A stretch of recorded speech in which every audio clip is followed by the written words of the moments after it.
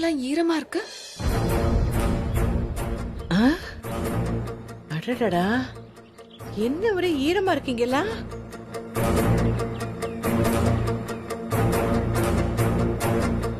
ஒருவேளை மழை பெஞ்சிருக்குமோ? ஏய், 10க்கு 10ல பெய்யறதுக்கு அது என்ன லிமிட்டட் ரெயினா? யூகிக்க முடியாத அளவுக்கு ஒரு சம்பவம் நடந்திருக்குன்னா அது அந்த ஹாசினியோட வேலையா தான் இருக்கும். ஆமா ஆமா, வீட்டுக்குள்ள போனா அவ செஞ்சிருக்கிற வேலையெல்லாம் நீங்க பார்க்க தானே போறீங்க. என்ன? இல்ல இல்ல, உள்ள போலாம் அப்படின்னு சொன்னேன். சரி சரி, வாங்க, பாத்து வா. போங்க. பாத்து பாத்து. எல்லாம் வாங்கிட்டோம்ல.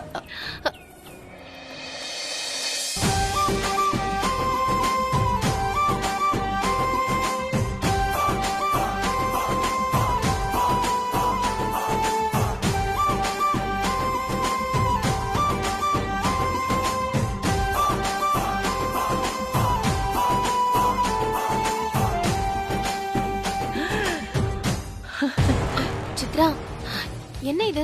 அதான் எல்லாத்தையும் உடைச்சிட்டோமே, அப்புறம் எப்படி? உடைச்சதெல்லாம் ஒட்டிக்கிச்சா? என்ன நடக்குதுன்னு தெரியலையே. ச்சே, அர்ச்சனாக்கா பார்த்து டென்ஷன் ஆகி கத்துவாங்கன்னு எல்லாத்தையும் தூள் தூளா உடைச்சு வச்சா எல்லாம் முழுசா முழுசா இருக்கு. இத நிச்சயமா அந்த கேக்கு கறி செஞ்சிருக்க மாட்டா. பின்ன வேற யார் செஞ்சிருப்பா?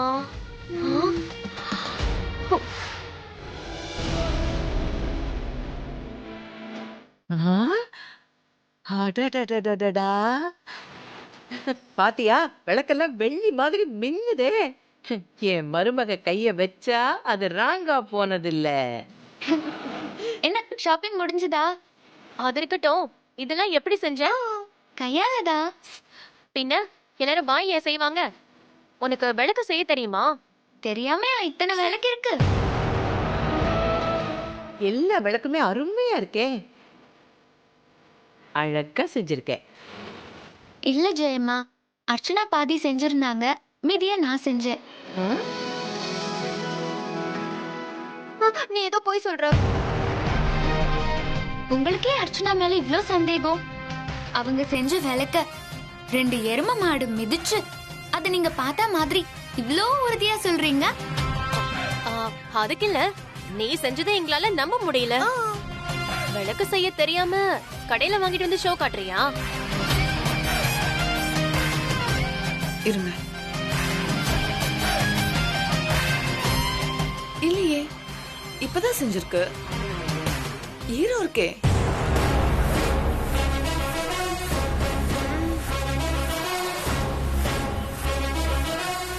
ஆனா இவ்ளோ பெர்ஃபெக்ட்டா இருக்கிறத பார்த்தா எனக்கே கொஞ்சம் சந்தேகமா தான் இருக்கு. நான் தான் பண்ணேன், ஏஜே ஹெல்ப் பண்ணாரு.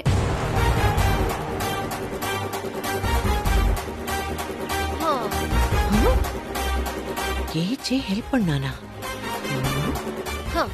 அதானே பார்த்தேன். அப்ப அவர் தான் எல்லாத்தையும் செஞ்சிருக்காரு. நீ சும்மா வேடிக்கை மட்டும் தான் பாத்திருக்க. கரெக்டா?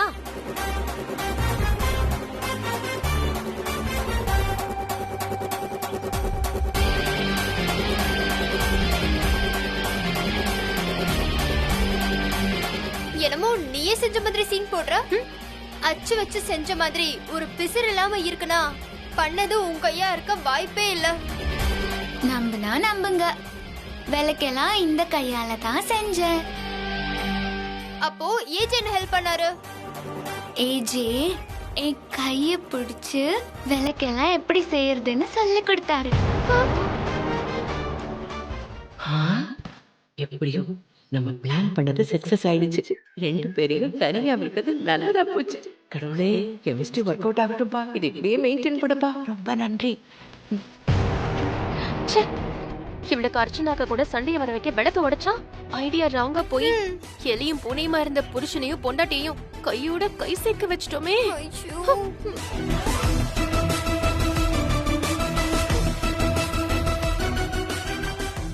ஹாசினி, அப்பா, என்னம்மா எப்படி இருக்க? வாங்கப்பா. வணக்கம்மா. வாங்க.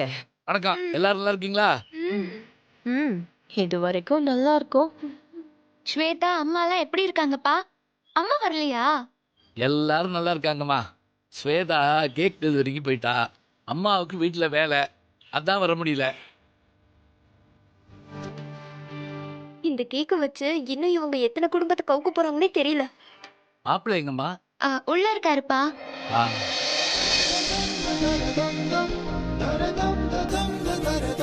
நீங்க வந்தது ஏஜேக்கு தெரியாது. நீங்க உட்காருங்க, நான் கூப்பிடுறேன். பரவாயில்லம்மா. நாங்க இப்பதான் தீபாவளி ஷாப்பிங் முடிச்சிட்டு உள்ள வரோம், நீங்களும் வந்துட்டீங்க. அம்மா, நான் முதலே வந்துட்டேன். நான் முதல்ல வரலான்னு தான் நினைச்சேன், ஆனா வர முடியல. நான் உங்களை பார்த்ததும் கூப்பிடுறேன்னு தப்பா நினைச்சிடாதீங்க. தீபாவளி அன்னைக்கு நீங்க குடும்பத்தோட எல்லாரும் இங்க வந்துருங்க. அட, நானும் அது விஷயமா தான் வந்தேன். அப்படியா?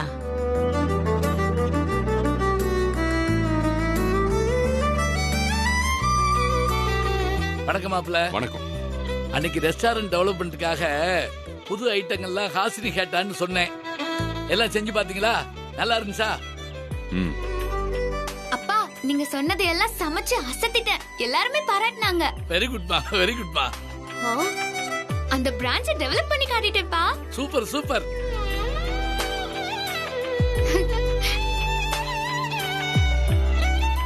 ஏஜியோட ரெஸ்டாரண்ட் ஆல்ரெடி சக்சஸ் ஆனதுதான். அது டெவலப் ஆகி நிறைய பிரான்ச்ச ஊர் ஃபுல்லா ஓபன் பண்ணியாச்சு. என்னமோ நீதான் அப்படியே டெவலப் பண்ண மாதிரி சொல்ற. ஓடாத பிரான்ச்ச ஓட வச்சேன்ல, சக்சஸ் பண்ணி லாபத்தை காமிச்சது இதெல்லாம் என்னோட திறமை தானே. நான் ஒன்னும் வெட்டியா ரெஸ்டாரண்ட்டுக்கு வந்து வயிறு நிறைய கொட்டிட்டு போகல. இங்க யாரும் திறமைய தட்டி கொடுக்கறது இல்ல, தலையில தட்டி உட்கார வச்சிடுறாங்க.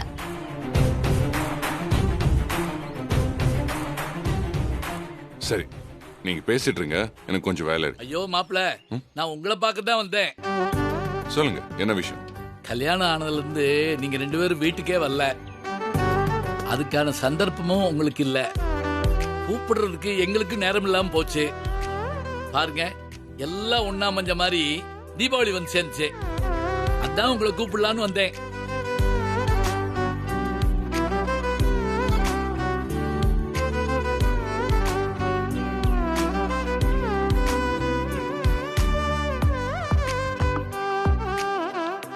ஆமா மாப்பிள்ள, இது உங்களுக்கு தலை தீபாவளி. அதை எப்பவுமே பொண்ணு வீட்டுல தான் கொண்டாடணும். அது மட்டும் இல்ல, அதுக்கு நாங்க சீரெல்லாம் செய்ய வேண்டியிருக்கு. தீபாவளியோட சேர்த்து அப்படியே எங்க குலதெய்வம் கோயிலுக்கும் போயிட்டு 3 நாள் தங்கி பூஜை முடிச்சுட்டு வந்துடலாம். நீங்க அவசியம் வரணும் மாப்பிள்ள.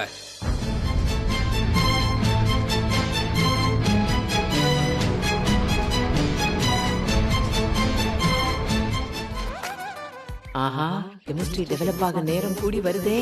ஆஹா, ஏஜேவும் ஹாசினியும் 3 நாள் தனியா தங்கனா இன்னும் நெருக்கமாறதுக்கு வாய்ப்பு இருக்கு. ஏஜிவும் இவளும் தனியா 3 நாள் வெளியில தங்குறதா? டேஞ்சர் ஆச்சே. இன்னைக்குதான் ஹாசினி இதோ தீபாவளி விளக்கெல்லாம் செஞ்சு வச்சிருக்கா. நீங்களும் வந்து தலை தீபாவளிக்கு கூப்பிடுறீங்க. எல்லாம் ஒண்ணு கூடி வருது பாருங்க. பாருங்க பாருங்க.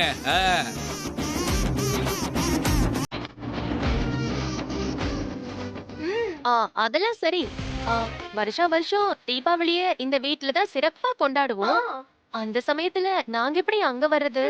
அது மட்டும் இல்லாம தீபாவளிக்கு நாங்க எல்லா ஏற்பாடையும் பண்ணிட்டோமே.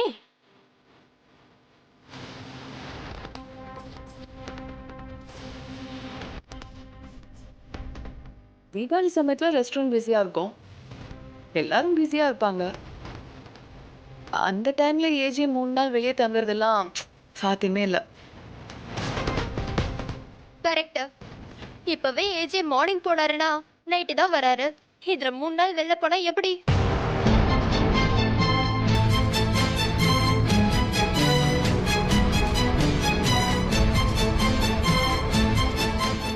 ஏஜே பிசினஸ் விஷயமா வெளியூர்ல தங்குவாரே தவிர கம்ஃபர்டபிள் இல்லாத இடத்துல தங்கவே மாட்டாரு.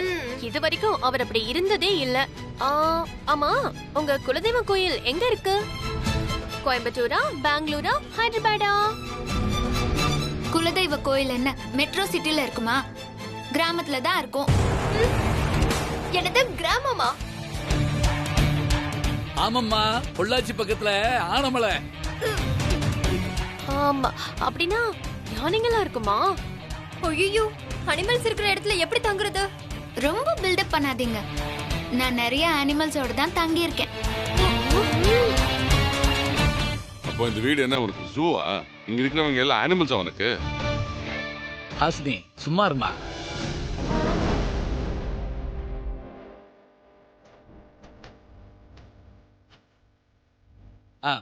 இல்ல மாப்பிள்ள, கல்யாணம் ஆகி இவ்வளவு நாள் ஆகியும் மாப்பிள்ள குலதெய்வம் கோயிலுக்கு வரலன்னு ஊர்க்காரவங்க ஃபோன் மேல ஃபோன் போட்டு கேட்டுக்கிட்டு இருக்காங்க.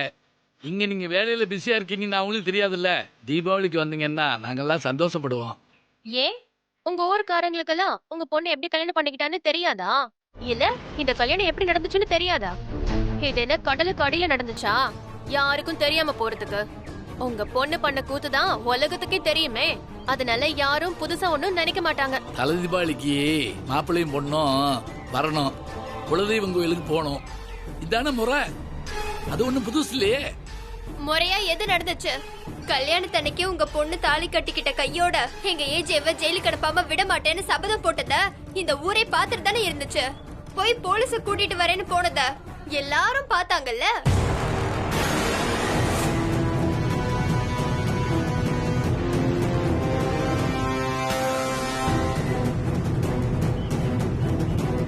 ஏஜே ஜெயிலுக்கு போவாருன்னு எங்க காது பட பேசிட்டு தானே இருந்தாங்க.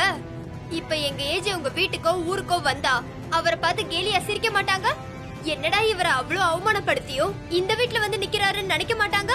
அது அவருக்கு சங்கடமா இருக்காதா?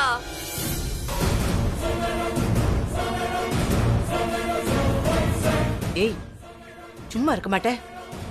இதை இப்ப பேசிதான் ஆகணுமா? இப்ப இது பேச்சு தேவையா உனக்கு? சும்மா இரு. ஏன் ஜெயமா, அவளை அடக்கிட்டா எல்லாம் மறைச்சிட முடியுமா? கல்யாணத்தன்னைக்கு ஊரே பார்த்துட்டு தானே இருந்துச்சு. எல்லாத்தையும் மறந்துட்டு ஏஜி கூட உங்க வீட்டுக்கு போகலாம். ஆனா சுத்தி இருக்கிறவங்க இவர்தான் பொண்ணு யாருன்னு தெரியாம தாலி கட்டினவர்னு பேச மாட்டாங்க. அப்போ ஏஜேவால அங்க நிக்க முடியுமா?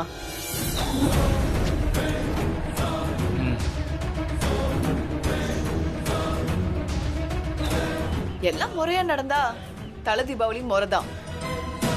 ஆனா எதுவுமே சம்பிரதாயப்படி நடக்காது. இந்த கல்யாணத்துக்கு தலை தீபாவளி மட்டும் நடத்தினா அது வெறும் சம்பிரதாயம் ஆயிடாதா? கல்யாணம் எப்படி நடந்தாலும் இவர் தானமா ஹாசினிக்கு புருஷன்.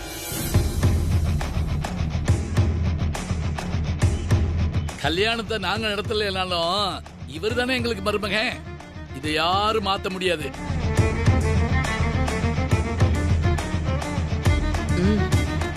பொண்ணை பெற்றவங்களுக்கு கடமையும் ஆசையும் இருக்கத்தான் செய்யும். ஆசைப்பட்டதெல்லாம் நடந்துருமா? நாங்க கூட ஆசைப்பட்டு கோமலியை உட்கார வச்சோம். ஆனா அது நடந்துச்சா? ஆனா நீங்க கல்யாணத்துக்கு விருந்தாளியா வந்துட்டு சம்மந்தியா போனீங்க. உங்க சந்தோஷம் எங்களுக்கும் இருக்கும்னு எதிர்பார்த்தா எப்படி?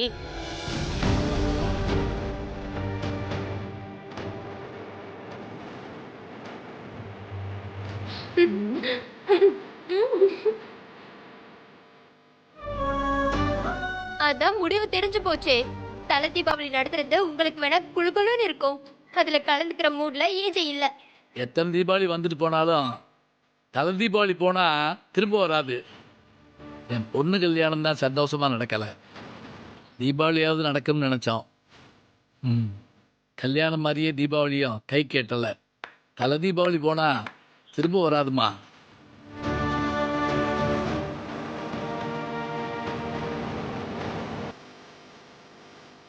நான் வர்றேம்மா. இருங்க, கொஞ்சம் இருங்க. சந்தோஷமா வந்துட்டு சங்கடமா போனா எப்படி? கொஞ்சம் பொறுங்க, இது வந்துட்டேன்.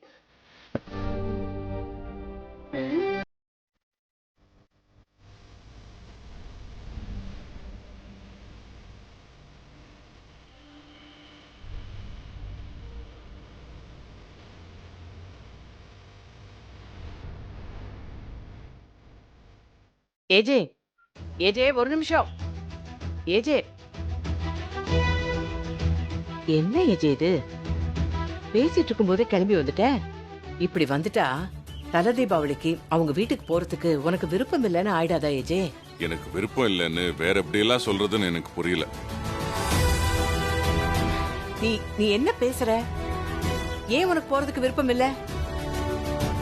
உனக்கு அங்க போறதுல என்ன பிரச்சனை?